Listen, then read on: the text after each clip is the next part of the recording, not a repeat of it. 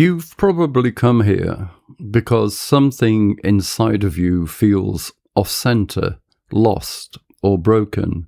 Maybe it's shock, anxiety, depression, or loss. Some kind of trauma, maybe. Or have you just reached your point where life feels strangely empty? Today, I want to show you some occult philosophy hidden in quite an unexpected place. For more than 100 years, millions of people have read The Wizard of Oz as a children's story. However, I believe it is something else. Hidden inside it is a remarkably practical, occult influence psychological map, one that explains why people become fragmented after distress, and more importantly, how they begin putting themselves back together. In my opinion, psychologically and spiritually, Oz represents the landscape of the psyche. Esoterically, it closely resembles what Kabbalists call Yesod, the sphere where images, symbols, dreams, memories, and imagination form a bridge between the material world and the deeper spiritual realities. Whether we call it spirit, the unconscious mind, the imaginal realm, or Yesod, the pattern stays remarkably consistent. Dorothy has crossed a threshold. She no longer navigates the outer world. She is travelling through the symbolic architecture of her own being. To return home, Dorothy must follow the yellow brick road. Symbolically, she must journey towards her centre and restore her inner balance. Plato taught us that a harmonious life rests on 4 virtues: wisdom, courage, temperance, and justice. These aren't abstract ideals, they're the foundations of a balanced soul. When one is missing, disorder follows. When they work together, harmony emerges. Oz can be read as a symbolic journey through these virtues. The Scarecrow embodies wisdom. The lion embodies courage. The Tin Man embodies temperance. He demonstrates this through emotional discipline and self-control. Dorothy herself represents justice. She is the only one who brings the others together and creates harmony between them. It's only when these qualities start working together that the path home becomes visible. By the end of this video, you'll understand 4 simple occult and psychological principles. Hopefully, these principles will help you reconnect with parts of yourself that never really disappeared. The symptoms of shock, trauma, self-doubt, and loss are easy to recognize. Does your mind feel overwhelmed? Are your thoughts pulling you in every direction? Do you feel lost but can't explain why? Do you lie awake wondering why you can't stop worrying? We have to remember, traumatic events rarely destroy our intelligence. They usually leave our courage and our compassion intact. But in a traumatic state, we get disconnected and disassociated from our own virtues. For example, if we look at the wizard from an occult viewpoint, we can relate to him with the sentence, "Why am I obsessed with this person or situation?" The wizard in the Book of Oz distracts everyone with the promise of external validation. Rather than helping Dorothy's companions discover what they already possess, he offers symbolic rewards that keeps them looking outside of themselves for approval. This is something to remember when we keep asking ourselves, why do I keep making the same mistakes? Like the companions in Oz, we search for new answers without recognizing old patterns. Ironically, this brings us back to the wizard himself. During the gift-giving scene, he never acknowledges the transformation of Dorothy's companions. He doesn't seem to understand they've already achieved what they set out to find. Ignoring this, he hands them external symbols of quality. Whether or not he reinforces dependence instead of recognition is a matter of debate.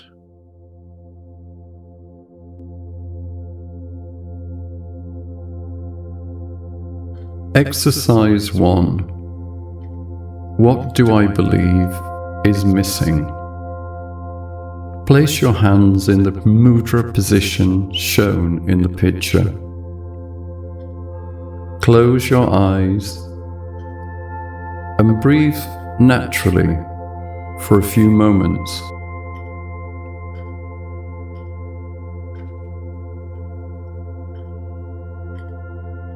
When you feel your breath even and you are relaxed, ask yourself, what part of me feels missing?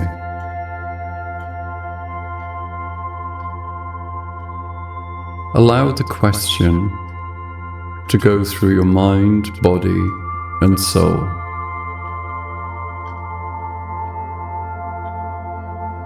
Do not force an answer. Allow your higher self to provide the answer.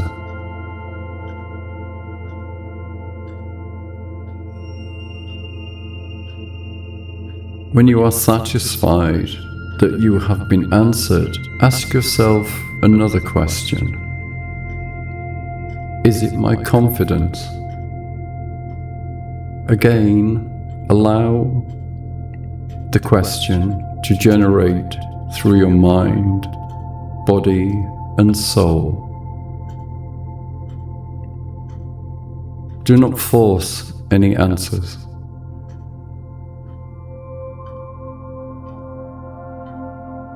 Feel your body. Understand if your breathing is even. Now ask yourself another question. Is my judgment missing? Again, allow the question to filter through your mind, body, and soul. Again, feel your breathing. Feel your body. Is it relaxed? If so, go on to the next question. Is my compassion missing? Again, allow the question to filter through your mind, body, and soul. Don't force the answer. Just accept any answer you receive.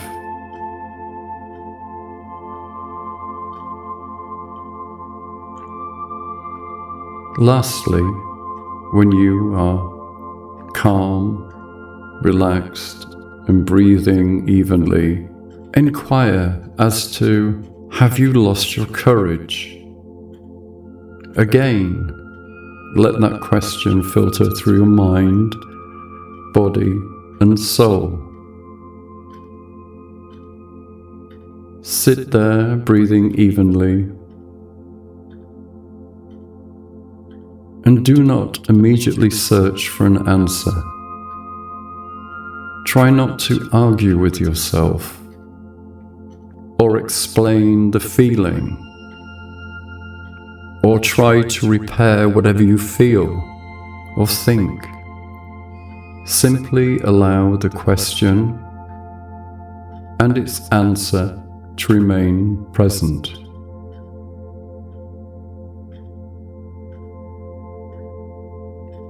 Once again, allow yourself to breathe evenly, relax,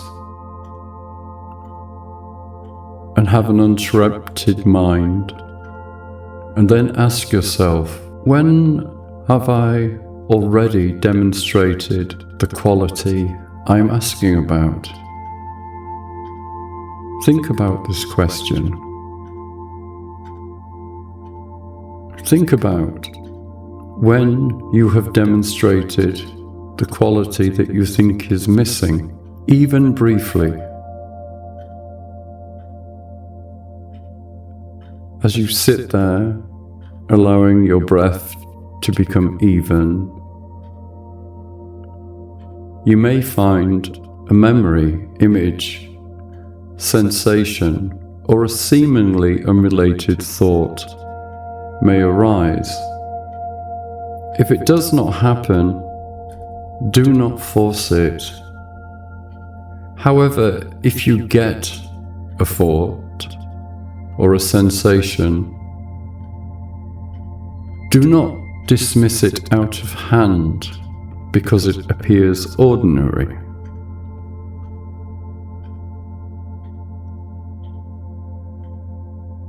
I want you to think about the purpose of this exercise.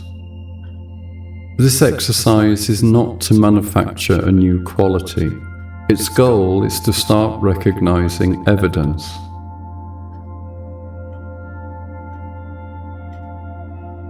To help you realize that the quality or the virtue that you think is missing may already be present. Like the companions in Oz, you may not be as empty as you have led yourself to believe.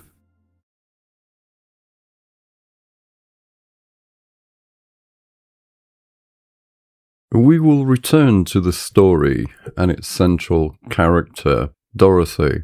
I believe Dorothy represents each of us after life has disrupted our ordinary personality. Therefore, the cyclone symbolizes some kind of psychological shock. Hence, to understand how we recover a healthy psyche, we have to start with Dorothy. She's far more than a little girl trying to find her way home. From an occult perspective, Dorothy represents every one of us. Her journey isn't across a magical land. It's through the fragmented landscape of the human psyche. And we notice on her journey, each of her companions embodies a quality that appears to be lost but has never truly disappeared. Her task isn't to acquire these qualities, it is to recognize them and integrate them. But before that journey can begin, something extraordinary happens to Dorothy's ordinary world. It is shattered. The violent cyclone tears her away from everything familiar, and when the house finally lands, it crushes on the wicked witch of the East.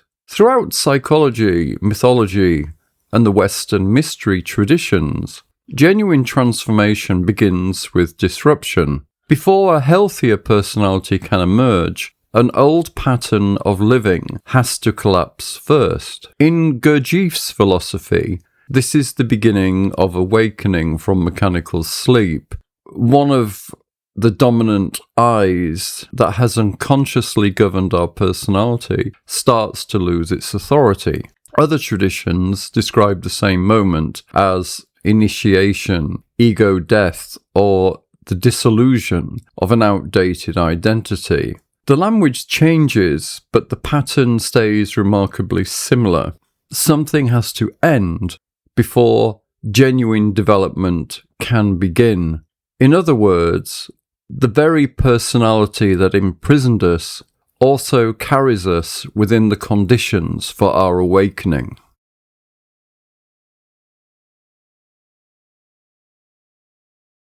The yellow brick road represents the return to one's centre. If Oz is the symbolic landscape of the psyche, then the yellow brick road is the current of being itself, the invisible thread that draws us through the fragmented personality back to its essence. However lost Dorothy becomes, the road remains, guiding her from confusion to understanding, from division to wholeness. This pattern shows up throughout history of philosophy and mysticism. Plato argued that bringing different parts of the soul into harmony leads to its health. Carl Jung described individuation as the gradual integration of the psyche into a unified whole. Many mystical traditions likewise teach that spiritual growth isn't about becoming something new, it's about returning to your essence or your essential nature after becoming alienated from it. Therefore, the yellow brick road, in my opinion, symbolizes that same journey from fragmentation to integration, from illusion to reality, and ultimately from forgetfulness to self-recognition.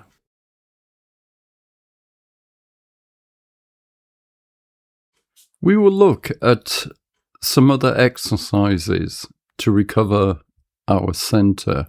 We will start with our thoughts, as referenced by the Scarecrow in the Oz story. The Scarecrow is what happens when anxiety scatters our thoughts. This is the stage when we stop trusting our judgment and start searching for certainty outside of ourselves. In psychological occult terms, our scarecrow disappears beneath the chaos. Our internal dialogue usually takes the form of something like this: I'm stupid, I can't, I'm useless, it's impossible. To control these impulsive thoughts, notice every time you tell yourself in that sentence or a similar one. So, when you catch yourself saying, I'm stupid, I'm useless, it's impossible, I can't, just ask yourself what evidence actually supports this. Write down when you say these things, and then remember to write down when you've been efficient and correct. I think you'll be quite surprised with the result.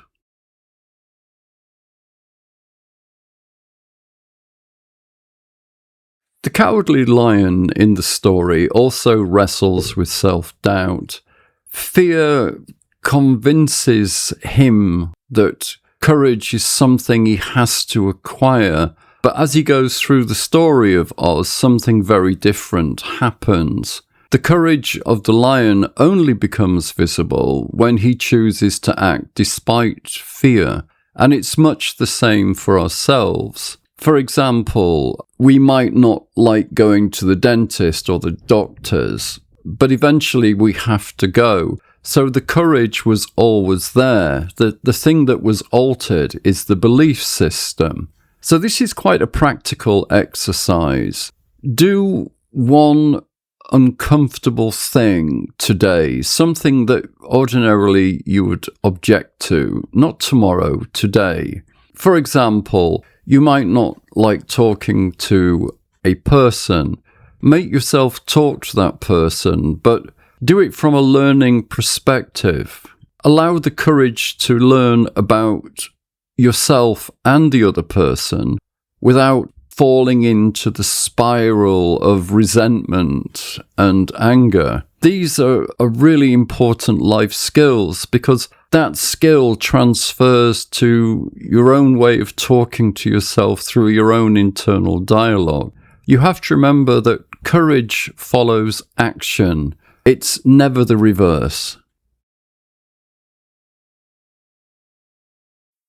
One of the characters in the story is the Tin Man. And the Tin Man, he represents shock and emotional trauma, which often shows up as emptiness or numbness. So when we find ourselves asking the question, why do I feel empty? Very often it's not that the heart has disappeared, it's that we've certainly learnt to protect our hearts. This can happen in many different ways. However, to find out how this has happened, one exercise one can do is to write a short paragraph. Ask yourself, who have you stopped feeling? Is it yourself? Is it your family? Is it friends? Just write one paragraph and don't analyze, just write it. And then read the narrative at the end. I'm sure you'll find it quite enlightening.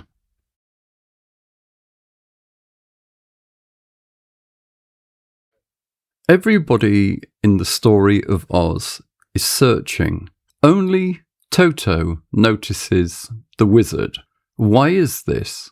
Because Toto never got distracted by the search itself. Now ask yourself, where are you chasing approval instead of truth?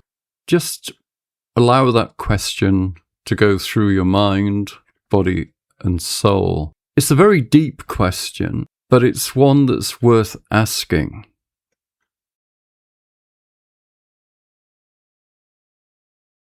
Towards the end of Dorothy's journey, she meets the wizard. He is naturally associated with the climax of her journey because he represents an external authority. However, we can often make the same mistake. We regard a guru, influencer, or some kind of ideologue, or someone within a religious or occult order, or the self-help guru. They are all filled with bonhomie and gusto and enthusiasm. However, it is very uplifting to be with these people, but ultimately what they say and what they represent must be something that you work out through your own judgment, and not something that is thrust upon you. And to do that is to remove yourself away from the circus. Spend time with yourself, meditate, research, understand what happens when other people get carried away with this wave of enthusiasm. It may not be for you, but what is for you is making decisions based on your own research and judgment.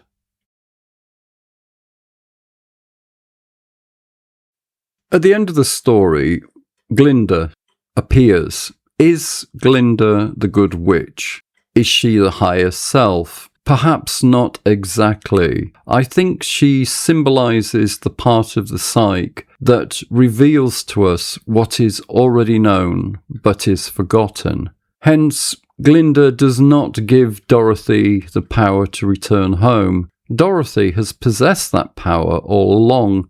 She simply tells her how to use it.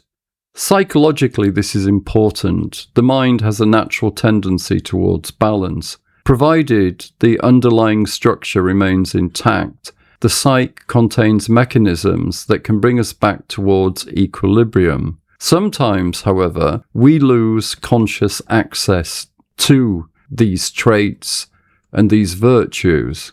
So, what is the significance of Dorothy clicking her heels together? She's not being given a new power, she is activating something that is already hers. Perhaps this is the real purpose of the journey through Oz. Dorothy had to travel all that way, face the witch, meet the Scarecrow, the Tin Man and the Lion, and finally expose the wizard, only to discover that the means of returning home had been with her from the very beginning. From this analysis, we can understand that the good witch is really the revealer. She reminds Dorothy of what she already possesses. And perhaps this is one of the deepest psychological messages hidden within the Wizard of Oz. Sometimes it's not about becoming something new, it's about remembering how to return to what was already there.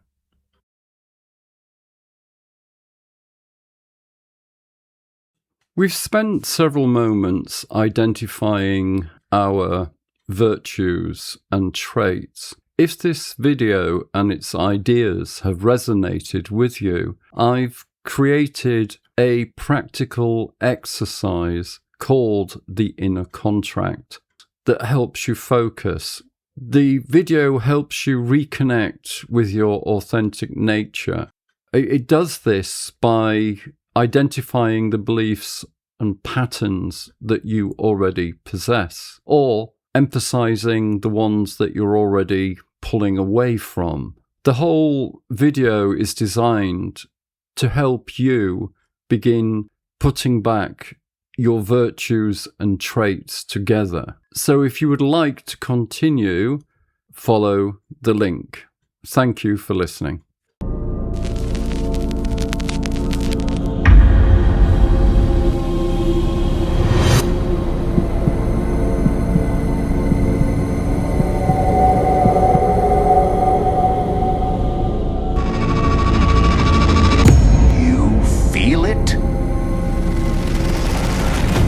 Traded silence for noise.